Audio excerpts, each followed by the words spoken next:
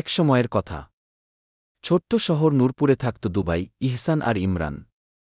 দুজনেই মাদ্রাসায় পড়ে, নামাজ পড়ে, কোরআন শেখে। তবে স্বভাবে দুজন আলাদা।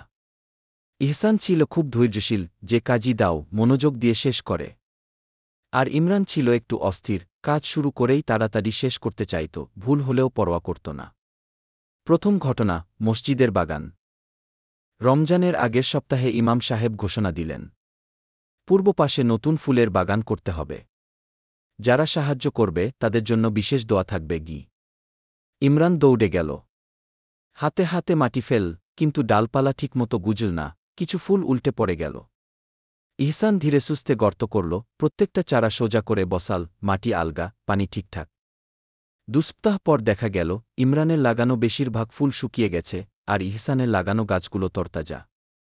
ইমাম সাহেব মুচকি হেসে বললেন, ধৈর্যই ইমানের অর্ধেক, ইহসান তা প্রমাণ করেছে। দ্বিতীয়, কুরআন তিলাওয়াত প্রতিযোগিতা। ঈদের পরে মাদ্রাসায় তিলাওয়াত প্রতিযোগিতা হল। সূরা ইয়াসিন মুখস্থ করে সুন্দর সুরে পড়তে হবে। ইমরান মাত্র 3 দিনে সব আয়াত মুখস্থ করল, কিন্তু তাড়াহুড়ো তাজবিদের অনেক ভুল থেকে গেল। ইহসান প্রতিদিন সামান্য করে আয়াত মুখস্থ করল, সাথে উচ্চারণ ও অর্থ বুঝে নিল। মঞ্চে উঠলে ইমরান ঠান্ডা ঘাম ছুটল, উচ্চারণে আটকাচ্ছিল।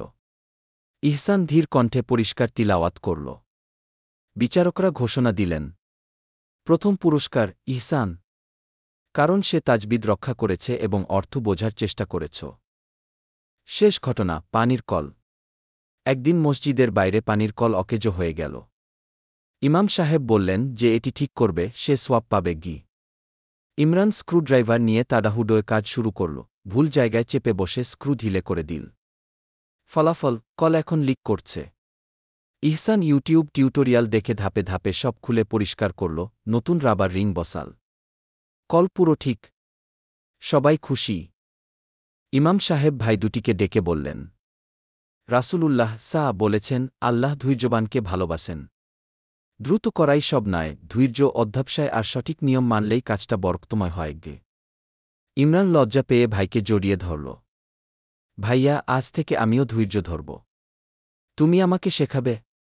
ইহসান হাসল, নিশ্চয়ই। আমরা একসাথে শেখব, ইনশাআল্লাহ।